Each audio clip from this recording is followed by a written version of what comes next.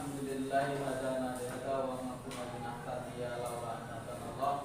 Asyhadu an la ilaha illallah wahdahu la syarikalah wa asyhadu anna Muhammadan abduhu wa rasuluhu la nabiyya ba'da. Amma ba'd.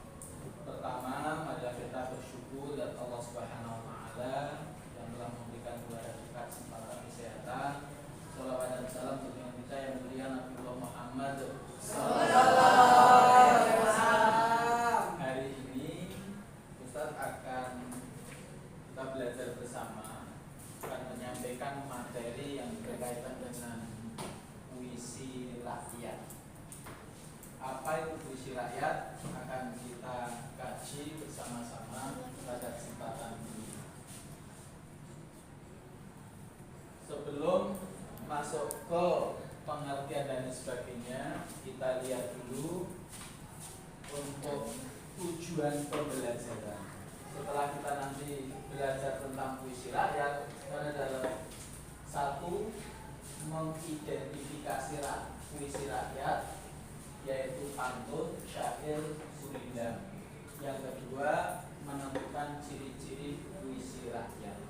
Jadi pembelajaran hari ini setelah selesai diharapkan nanti semuanya mengerti tentang apa itu puisi rakyat. Kita lanjutkan. Puisi rakyat. Boleh sambil kamu tulis, kamu catat, kita jelaskan. Puisi rakyat itu apa? Kita ketahui bersama apa itu namanya puisi rakyat. Puisi apa puisi rakyat? Puisi sendiri apa puisi itu? Puisi itu karya sastra yang terikat oleh apa? Kalau bahasa lama terikat oleh rima irama. Rima itu apa? Persamaan bunyi. Irama apa irama itu? Tinggi rendahnya suara. Dalam kata lain, irama itu disebut juga apa? Nada. Baik, kita lihat langsung ke pengertiannya aja. Apa itu puisi rakyat? Apa? Puisi rakyat adalah puisi yang berkembang di kehidupan di masyarakat. Puisi rakyat yang ada pantun, ada syair, surindam itu termasuk puisi rakyat atau puisi pada umumnya karena merupakan puisi lama. Puisi jenis ini seringkali disebut sebagai puisi yang anonim. Apa itu anonim? Karya sastra yang tidak diketahui pengarangnya atau penulisnya. Mengapa tidak diketahui pengarangnya? Karena pantun, syair, surindam saat itu berkembang karena apa? Tersampaikan dari mulut ke mulut. Artinya apa? Orang-orang zaman dahulu karena fasilitas belajarnya itu juga tidak memadai atau belum ada, maka cara mengembangkan puisi rakyat ini ya dari apa? Dari lisan. Disuarakan, didengar, kemudian dihafalkan, sehingga orang-orang zaman dulu kaitan dengan pantun, syair, surindam itu sangat lihai dan rata-rata bisa paham, mengerti makna yang terkandung di dalam puisi tersebut. Baru kemudian untuk puisi ini sekarang baru bisa dijadikan apa?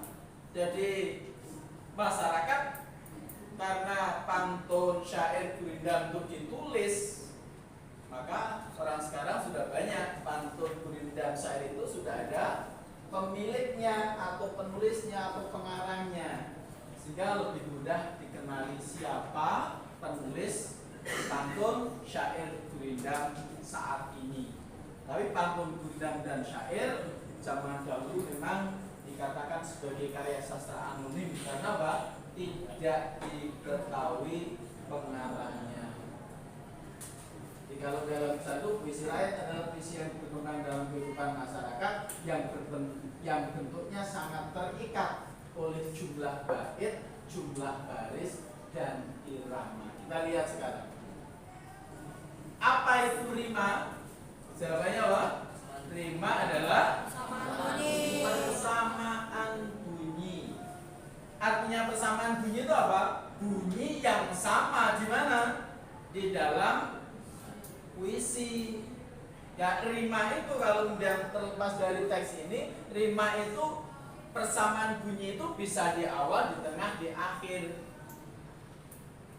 Misalnya yang di awal tomaram, temaram, tempasa, tem, temaram, tempasa, itu termasuk rima awal. Ada yang rima tengah, kan yang rima awal. Tomaram, tempasa, padamu jua. Perhatikan, ini rima awal, artinya persamaan bunyi yang berada di awal sebuah kata. Jadi awal. Rima awal. Ada rima tengah. Rima tengah. Di sana ada ada Di sana gelembung, gelegar, nanti itu termasuk rima yang tidak produktif. Artinya tidak produktif, jarang digunakan. Yang akhir, rima akhir misalnya apa? Gagak, mengakak. Bunyi a, aka ini termasuk rima, persamaan bunyi. Di mana? Di akhir, namanya rima akhir. Dari rima akhir. Ini penjelasan tentang rima. Di luar rima ada rima utuh, ada rima sebagian. Artinya utuh apa?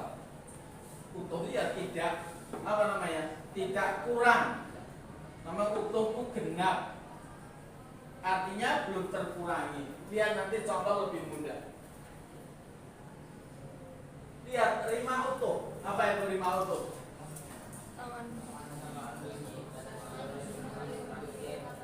Persamaan bunyi pada seluruh suku kata terakhir. Contohnya sahabat dengan obat.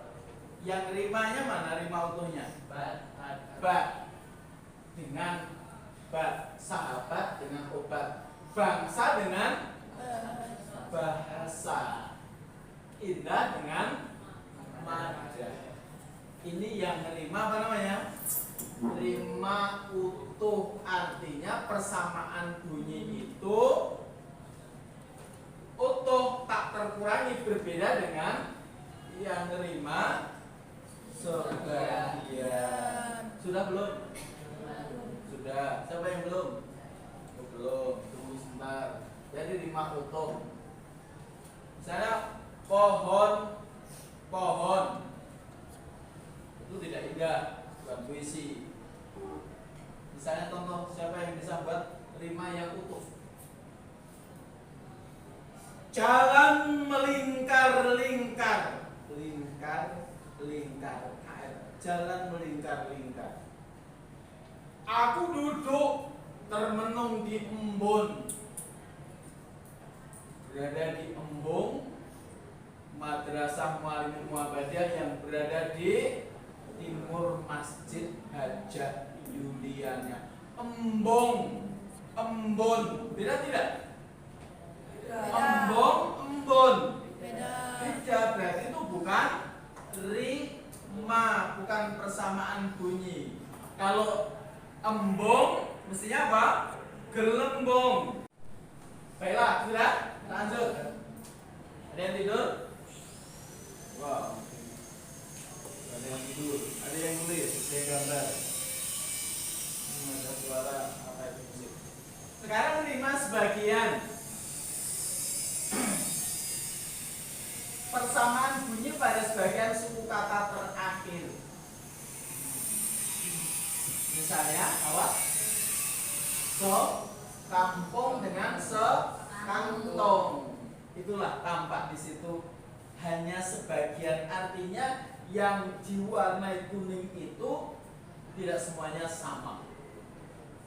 Sekampung pong dengan sekantong. Bedanya di mana? P dan T. Karena T dan P itu berbeda, berarti menunjukkan bahwa limanya itu tidak ramah lima utuh, tapi lima sebagian. Sebagian dari suku kata itu UNG saja yang sama. Bawahnya juga budiman dengan insan yang sama dua huruf akhir. Huruf pertama tidak sama, M dan S dan seterusnya. Itu namanya rima sebagian. Ada yang tanya? Kamu diem tuh bisa apa enggak bisa, apa bingung? Yang depan tuh diem tapi apa? Karena kekenyangan ngantuk. Enggak. Siapa yang makannya tidak habis? Tidak bisa. Baiklah, kita lanjutkan. Ada yang mau tanya? Tanya. Kenapa tidak mau tanya? Sudah paham. Silakan, ada yang tanya? Tidak ada. Ada yang buka-buka buku apa, Mas? Buku apa ini? Santai lah. Baru belajar tentang puisi rakyat, baca-baca buku.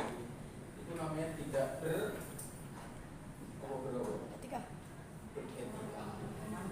Baiklah, lanjut. Apa saja yang termasuk puisi rakyat itu? Satu apa? Kita akan bahasnya hanya 3 dulu.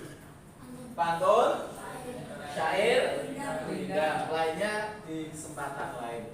Jadi kita akan membahas 3 permasalahan tentang puisi rakyat itu, yaitu pantun, syair, dan rindang. Bisa bercerita, silakan menulis. Belajar di catat nanti nggak punya dokumen. Nah, bacanya nanti 3 saja dulu. Boleh ditulis semua, ada 6 itu, tapi kita akan bicara tentang 3 hal: pantun, syair, dan rindang. Lanjut ya. Loh.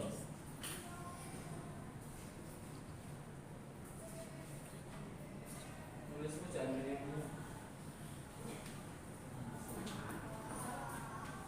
Sudah. Pantun. Ada yang tahu apa itu pantun? Tak sembunyikan dulu. Apa itu pantun?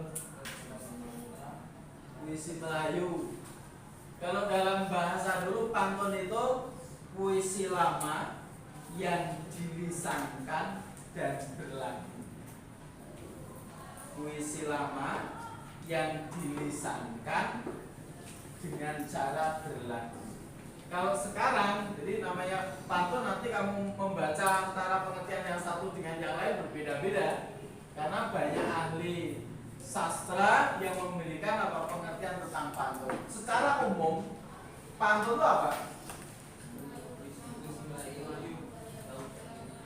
Dari pengertian pantun sendiri apa itu?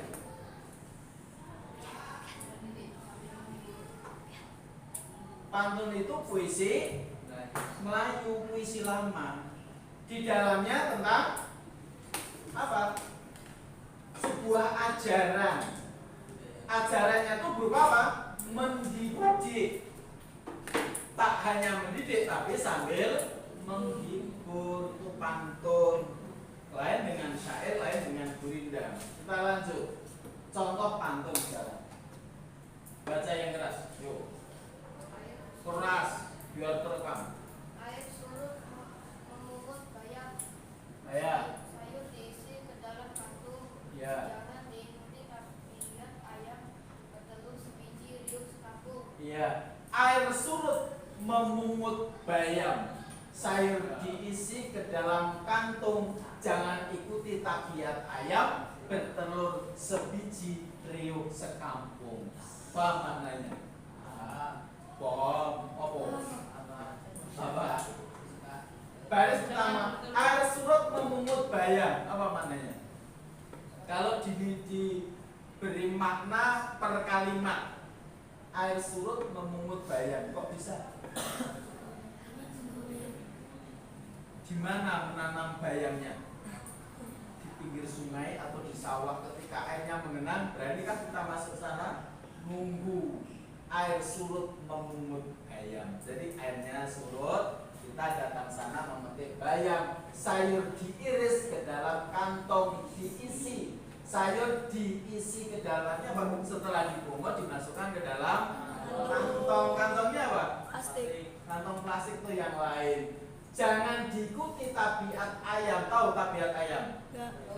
Tabiat itu apa? Kebiasaan. Bertelur sebiji, riuh sekampung. Kenapa? Tahu cirinya ayam bertelur? Kalau bertelur biasanya kemudian apa? Teriak-teriak, orang satu kampung akan mendengarkan. Bunyinya ayam tahu? Apa? Coba tirukan. Udah sama. Jadi kalau ayam bertelur mesti, jadi kalau kita peka di rumah salah satu orang Gunung Kidul ya, orang asli orang Gunung. Jadi kalau telur apa ayam bertelur, setelah bertelur mesti oh itu berarti ayamnya bertelur, Pak. Jadi diambil digoreng. Itu kaitannya dengan Pak. Tapi makna di situ ada sambilan isi, bukan makna yang tadi per kalimat. Artinya apa? Air surut memungut bayam, sayur diisi ke dalam kantong sambilan. Isinya apa? Jangan diikuti tabiat ayam bertelur sebiji, riuh sekampung. Jadi kalau untuk kita bagaimana pesan yang terkandung di dalamnya? Amanat. Jadi masing-masing pantun syair Bunda itu punya amanat, punya pesan. Pesan yang disampaikan oleh siapa? Penulis kepada pembaca, kepada kita semua. Ada pesannya di situ. Apa pesannya kira-kira? Jangan ikuti kebiasaan ayam. Contohnya apa kalau yang tidak boleh diikuti? Baru kata-kata baru berbuat sesuatu saja kemudian digembur-gemburkan. Kalau dalam manusia, dalam istilah itu apa namanya? SOMBONG, sombong. Tidak perlu, tidak boleh. Baru bantu temannya 100 rupiah. Ini tak kasih loh, itu temanku berapa 100 rupiah gak terpakai sekarang kalau 100 rupiah. 100 juta itu baru. Ya masjid apa? Kita itu berapa? Orang nyumbang 30-an miliar ya. Nggak pernah tersampaikan ke publik, menyampaikan. Maka ini contoh pantun yang memberikan ada amanat yang terkandung di dalamnya. Lanjut. Sekarang syair. Kita paling setengah jam, nanti dilanjutkan untuk yang lain. Syair, apa itu syair? Puisi lama. Berasal dari Persia. Dalam nanti pengertian yang lain bahwa syair itu bukan dari Persia, tapi dari Arab. Mengapa dari Arab? Karena saat itu sahabat-sahabat Nabi ketika memberikan motivasi sahabat-sahabat Nabi yang sedang berperang biasanya menggunakan apa? Syair. Dalam syarat-syaratnya syair itu jadi syair tidak selesai dalam satu bait dan seterusnya. Mengapa tidak selesai dalam satu bait? Karena syair berupa cerita, bisa untuk dialog, bisa untuk tanya jawab. Musuhnya menyampaikan syair, satunya membalas dengan bersyair. Maka syair tidak selesai dalam satu paragraf atau satu alinea. Ditulis dulu boleh.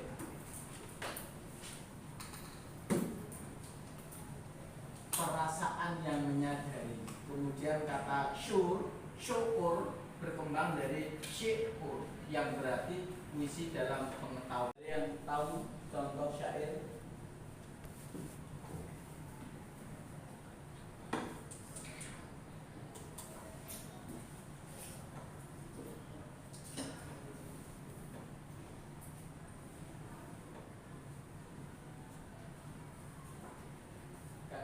Catat ya.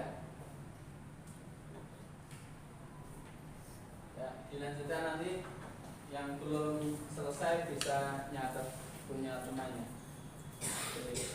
Ciri-ciri syair yang biasa muncul apa ciri syair itu? Setiap bait terdiri dari setiap bait. Syair itu apa bait itu? Bait itu ya paragraf. Satu paragraf terdiri dari 4 baris. Yang kedua, setiap baris terdiri dari 8 sampai 14 apa? Suku kata. Ciri yang ketiga, bersajak a. Yang keempat, semua baris merupakan isi. Yang kelima, bahasa yang digunakan biasanya berupa bahasa kiasan atau kias. Apa itu bahasa kias? Tahu bahasa kias? Jadi kalau dalam bahasa itu nanti ada denotasi dan konotasi. Ada bahasa kias. Kias itu sama dengan apa? Bahasa apa? Bahasa kias itu bahasa yang tidak sebenarnya, makna yang tidak sebenarnya. Makna yang tidak sebenarnya. Makna kias lawannya apa? Kias itu kias sama dengan konotasi nih ya. Konotasi lawannya denotasi. Makna lugas, makna yang sebenarnya. Berarti makna kias itu makna yang tidak sebenarnya. Misalnya apa? Merpati itu sedang duduk berdua di embung Muaimin sebelah timur Masjid Hajah Yuliana. Merpati putih itu apa? Bukan burung merpati, tapi itu bisa diumpamakan karena bahasa kias bisa 2 orang gadis mu'alimat yang sedang berkunjung nengok adiknya menunggu di embung kita. Burung merpati maknanya apa tadi? 2 gadis, 2 burung merpati yang sedang terbang di atas apa? Di atas angin. Burung merpati yang terbang di atas jelas itu burung merpati. Tapi kalau burung merpati yang indah sedang duduk berdua di tebing embung yang menjatuhkan kawan kita sampai kakinya retak kemarin, kurang hati-hati, itu makna kias. Lanjut, contoh syair sekarang dibaca yuk. Oh, kamu bilang banget. Yang keras baca, dibaca saja. Inilah gerakan suatu nada mengarang syair membetuli jalan sarana itikat. Ya. Inilah gerangan suatu madah mengarangkan syair terlalu indah, membetuli jalan tempat berpindah. Di sanalah itikat betuli sudah. Wahai muda, kenali dirimu, ia perahu tangsil hidupmu. Tiadalah berapa lama hidupmu, ke akhirat jua kekal hidupmu. Jadi sajaknya a. Isinya juga semuanya isi kalau syair. Ye. Sudah sampai di situ tentang syair.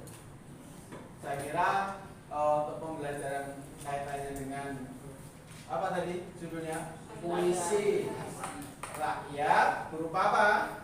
1. Pantun. 2. Syair. 3. Gurindam. Jadi cukup dulu ini. Kita nanti lanjutkan untuk latihan dan melihat video-video tentang syair, pantun, syair dan gurindam. Saya kira cukup itu Kurang lebihnya mohon maaf. Kita akhirkan bacaan hamdalah. Alhamdulillahirobbilalamin. Assalamualaikum warahmatullahi wabarakatuh.